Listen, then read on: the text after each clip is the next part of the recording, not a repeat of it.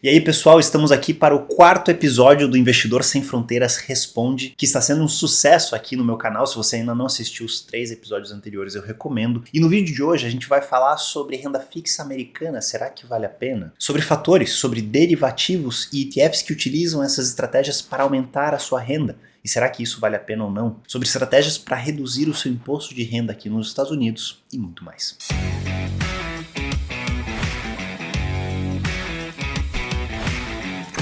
Se você é novo aqui no canal, seja muito bem-vindo. Meu nome é Daniel Staff, eu sou especialista em investimentos internacionais e finanças comportamentais e a minha missão aqui é trazer conteúdo de qualidade para que você tenha autonomia com o seu dinheiro e os seus investimentos. E hoje cedo eu abri uma caixinha de perguntas lá na minha página do Instagram e eu selecionei 6 perguntas para responder elas durante o vídeo de hoje. Inclusive, se você ainda não me segue lá no Instagram, segue, eu vou deixar o link aqui embaixo, @daniel.staff. E eu respondo as perguntas de vocês e trago conteúdos novos diariamente por lá também. E começando com a nossa primeira pergunta do dia, do Everton J. Freire. E ele diz: Daniel, renda fixa nos Estados Unidos vale a pena? E eu fiz questão de começar com essa pergunta porque essa é uma ilusão que existe dos investidores brasileiros. Muita gente olha para os retornos da renda fixa brasileira, que são muito altos, que são muito bons, inclusive, principalmente agora com a taxa Selic próxima a 14%, e aí eles olham para as taxas de juros de outros países, principalmente países desenvolvidos como os Estados Unidos, que são muito mais baixas do que isso. Hoje as taxas de juros americanas estão próximas a 4% e ficaram por muito tempo em 0%. E aí a conclusão óbvia para essas pessoas é que renda fixa no Brasil rende muito mais, vale muito mais a pena. Então não faz sentido investir em renda fixa americana ou renda fixa global. E se isso fosse verdade, se isso fizesse sentido, vocês não acham que os maiores investidores do mundo, os maiores fundos de pensão, os maiores fundos de universidades com seus bilhões e bilhões de dólares, não investiriam toda a renda fixa deles no Brasil? Esses fundos, esses investidores, esses bancos de investimentos têm acesso a qualquer ativo que eles quiserem no mundo. Então eles poderiam muito bem alocar 100% da renda fixa deles na renda fixa brasileira. Afinal, é a melhor renda fixa do mundo, afinal ela paga muito mais que as outras. E é obviamente que isso não acontece. E isso não acontece porque ao olhar para os 14% da Selic e para os 4% dos juros americanos, o investidor leigo, ele fala, o Brasil está rendendo 10% a mais, faz muito mais sentido, vale muito mais a pena. Mas ele não está considerando diversas variáveis, como principalmente o risco cambial. Esses 14% são em reais. E se o real se desvaloriza 15% no ano? Seu retorno final em dólares, que é o que importa para o longo prazo, foi de 1% negativo. Outros riscos importantíssimos de serem considerados, a inflação. A inflação no Brasil é historicamente muito mais alta. Então, mesmo os retornos de 14%, descontados com a inflação histórica do período, são muito mais baixos do que isso, sendo que a inflação americana e de países desenvolvidos tende a ser muito mais baixa. Então, o retorno real após a inflação tende a ser em linha um com o outro,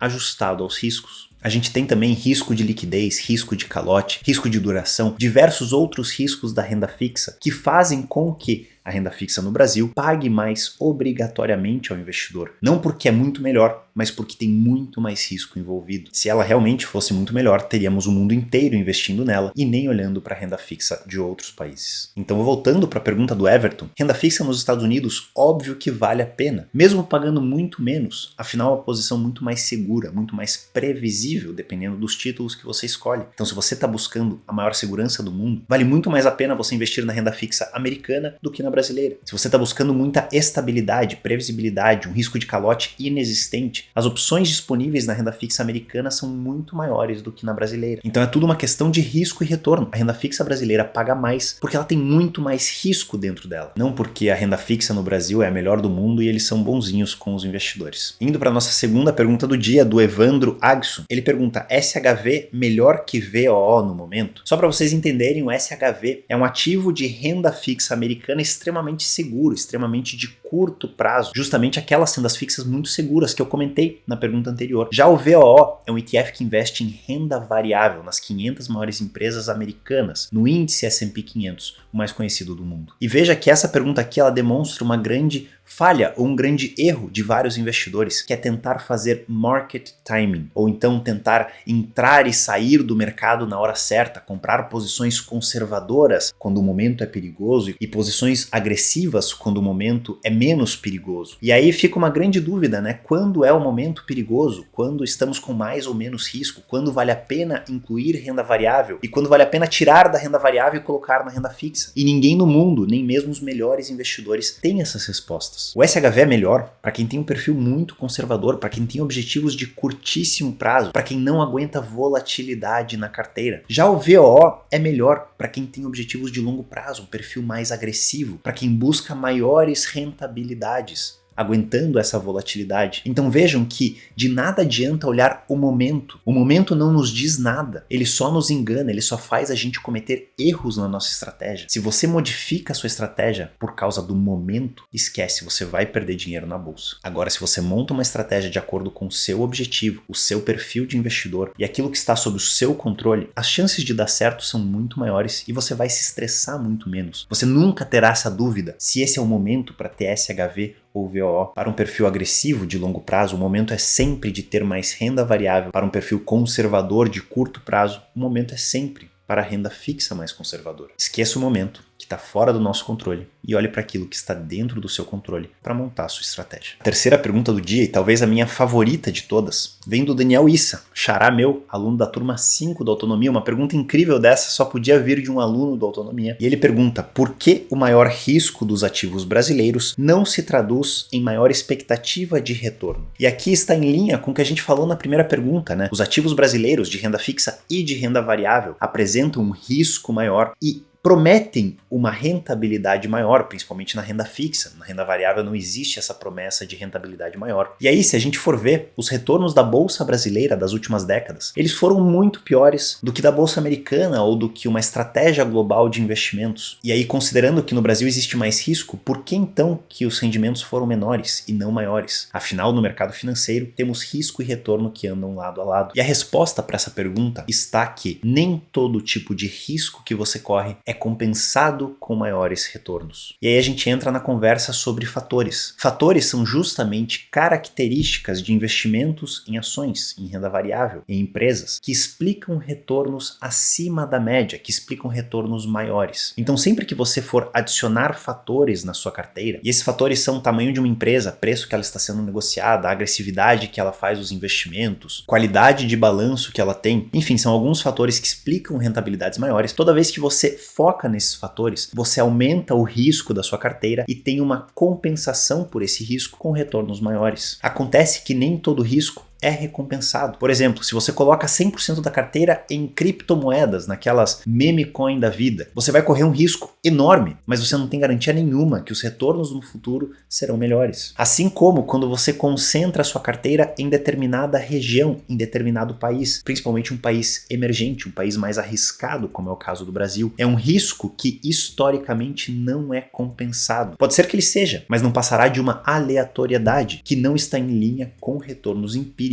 com fatos, com dados do que aconteceu no passado. Então, se você busca maiores retornos de longo prazo, não faz sentido você concentrar sua carteira em determinado país, em determinado setor, em determinada posição que você julga ser mais arriscada. Faz sentido você concentrar a sua carteira em fatores que já foram estudados e têm estatisticamente e empiricamente, com retornos passados, maiores probabilidades de aumentar o seu retorno futuro. Eu gosto muito dessa série porque esse tipo de resposta eu nunca conseguiria dar no Instagram, e aqui eu consigo desenvolver mais e explicar para vocês conceitos, teorias, pontos de vista que eu acredito que vão ajudar vocês a investirem melhor. Inclusive, se você gosta dessas respostas e está gostando dessa série, deixa um like aqui embaixo que me mostra e mostra para o YouTube também que esse vídeo é de qualidade. Já a quarta pergunta do nosso vídeo veio do Thiago Matos e ele diz: quais as alternativas para quem mora nos Estados Unidos reduzir os impostos sobre investimentos? E existem diversas estratégias 100% legais aqui nos Estados Unidos para você reduzir os seus impostos dos investimentos. Algumas delas que eu posso mencionar aqui para vocês é você buscar sempre segurar uma posição por pelo menos um ano. Aqui a gente tem o Short Term Tax e o Long Term Tax. O Short Term Tax é para aquelas posições que você tem a menos de 12 meses, que é muito mais alto o imposto sobre esse lucro dessas posições do que para posições que você tenha mais de um ano. Então sempre tente segurar posições por pelo menos um ano. Uma estratégia de longo prazo, como a gente defende aqui, isso não é um problema. Outra estratégia muito eficiente é você aproveitar as contas de aposentadoria, que vêm com diversas vantagens tributárias. E esse conteúdo aqui é exclusivo para quem mora aqui nos Estados Unidos, tá, gente? Para quem é residente fiscal americano. Inclusive, se você mora aqui nos Estados Unidos, comenta aqui embaixo uma bandeirinha americana, ou eu moro aqui nos Estados Unidos, para eu saber qual que é a quantidade de vocês que me assiste aqui, que assim como eu, mora aqui nos Estados Unidos. E essas contas de aposentadoria, elas são conhecidas como 401k, 403b, se você é um funcionário público do governo. Tem também as contas IRA, que é o Individual Retirement Account, que todos nós podemos abrir. Tem o SET IRA, para quem é dono da própria empresa, para quem é self-employed aqui nos Estados Unidos. Enfim, todas essas contas apresentam vantagens tributárias significativas que fazem você pagar menos imposto com seus investimentos. Primeiro que você pode reduzir o seu income tax todos os anos, deduzindo a contribuição que você faz para essas contas, ou então você pode optar pelas contas Roth, onde você paga o imposto no começo, mas tudo que lucrar dentro dessa conta, inclusive os dividendos e os juros, são totalmente livres de impostos. E todos os rendimentos que você tem todos os anos dentro dessas contas são livres de impostos. Então, se você tem posições que pagam muitos dividendos, fundos imobiliários, ETFs com dividendos muito altos, se você tiver eles dentro dessa conta, você não pagará imposto sobre esses rendimentos, o que te dá um retorno muito melhor lá no longo prazo. Existe outra estratégia também conhecida como Tax Loss Harvesting, onde no final do ano você vende as suas posições que estão com prejuízo e usa esse prejuízo realizado para reduzir os seus impostos sobre lucros realizados e também reduzir o imposto que você paga sobre a sua renda todos os anos. Outra estratégia é você acumular posições que se classificam para dividendos qualificados. Aqui a gente tem dividendos qualificados e não qualificados. Os qualificados pagam impostos muito mais baixos ou nem pagam impostos todos os anos. Enfim, são diversas estratégias e todas elas eu explico em uma aula de mais de 2 horas que a gente tem lá dentro do Autonomia Financeira, que é o meu curso completo de investimentos. Se você é residente fiscal americano, somente essa aula de 2 horas vai te economizar milhares e milhares de dólares ao longo da sua jornada, através dessas estratégias, dessas economias, desses impostos mais baixos, que você pode usar tanto para investir mais, quanto para melhorar a sua vida aqui nos States. E isso me leva para a nossa quinta e penúltima pergunta do dia, que eu vou responder rapidinho, que veio do Luiz Coelho de Souza. Quando sairá seu curso? Quando abrirá a próxima turma? Eu imagino que essa é a pergunta dele. E a gente vai abrir a turma 8 do Autonomia Financeira agora, dia 29 de janeiro. Então esteja ligado aqui nas redes sociais, tanto no Instagram quanto aqui no YouTube, para saber de todos os detalhes dessa próxima turma. E deixe seu nome na lista de espera, no link aqui embaixo, para você participar dela, caso você tenha interesse em modificar sua vida financeira para sempre. Serão 8 semanas de muito aprendizado para que você tenha o resto da vida de muita tranquilidade. E indo para nossa sexta e última pergunta do dia, da Rosane Jung 7. E eu confesso que essa pergunta é um pouco mais complexa, então eu peço a atenção de vocês para vocês entenderem bem a minha explicação. E ela pergunta o que é um Covered Call ETF e o que é Call Options. Para vocês entenderem, options são derivativos, ou seja, são ativos no mercado financeiro que o preço deles deriva de outro ativo. No caso das opções, o preço delas deriva do preço de uma ação que elas estão seguindo. Calma que a gente vai entender. Existem 2 tipos de opções no mercado. Opções de compra, que são chamados call, e opções de venda, que são chamados puts. Então toda vez que você compra uma call, que você compra uma opção de compra, você tem o direito de comprar um ativo a determinado preço no futuro. Então digamos que uma ação hoje está negociada a R$10 e eu compro uma call dela para daqui 3 meses a R$11. Eu tenho o direito de comprar essa ação daqui 3 meses a R$11. Se a ação estiver a 13, 14, 15, 20 reais, não importa o preço dela, eu tenho aquele direito de comprar ela a 11 reais. Então se a ação sobe muito, com esse direito, eu exerço ele, eu compro ela a 11, eu posso ou segurar ela ou vender ela imediatamente a um preço mais alto, botando esse lucro no bolso. Já as opções de venda, conhecidas como puts, é exatamente o oposto. Eu tenho a opção de vender as minhas posições a determinado preço no futuro. Então digamos que nessa ação de 10 reais, eu compre uma put de R$9. Então eu tenho o direito de vender ela a R$9 daqui a um mês. Se a ação cai para 8, para 7, para 5, se ela cai pela metade, eu ainda tenho a minha opção que me dá o direito de vender ela a 9. Então ela vale 5 no mercado depois dessa queda, mas eu ainda consigo vender ela a 9. Todos esses cenários que eu expliquei, tanto de call quanto de put, que eu tenho direito de comprar no preço futuro ou vender no preço futuro, é quando eu compro uma opção. Ao comprar uma opção, você compra o direito de exercer tanto a compra quanto a venda, se você tem uma call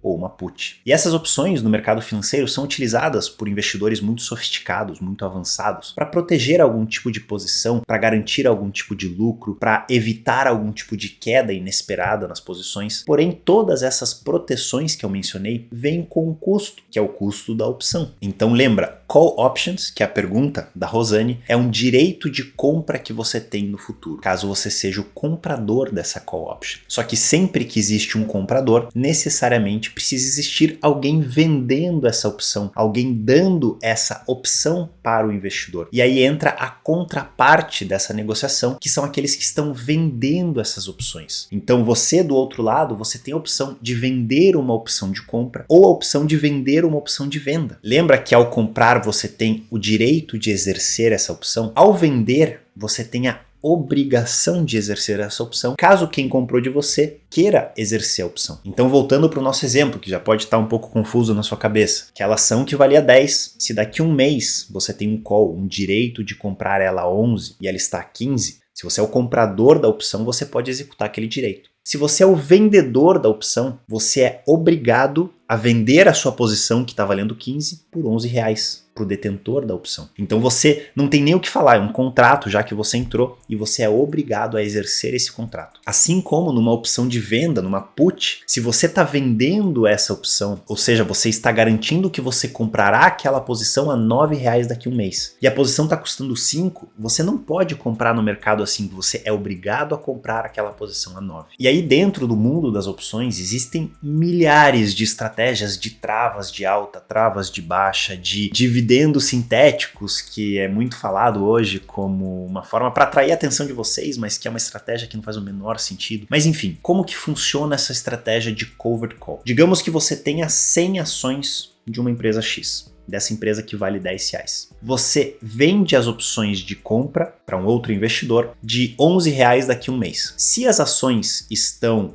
a R$15 daqui a um mês, você já tem essas ações em mãos e você simplesmente entrega elas para aquela pessoa que está querendo pagar 11. E no momento que você entra nessa operação, você ganha um pequeno prêmio, você ganha um pequeno seguro que aquela pessoa te paga para ter o direito de comprar essas ações de você no futuro. O que esses ETFs fazem? Eles têm milhares, milhões, dezenas de milhões de posições dentro deles. Então eles vendem várias opções constantemente para gerar essa renda a mais, para gerar esse dividendo sintético que aumenta os dividendos pagos por ele para os investidores. E falando assim, é uma maravilha, você já tem as suas posições, não custa nada você vender uma opção para um outro investidor, já que você já tem elas e você lucrará com essa venda. Agora, na realidade, isso não passa de um tiro no pé. Esses ETFs de covered calls, eles têm primeiro que um custo altíssimo para fazer essa compra e venda de posições. Impostos indiretos também altíssimos, que acabam saindo do seu bolso. E o pior de tudo, eles limitam o upside da sua carteira, da sua estratégia. Então, ao vender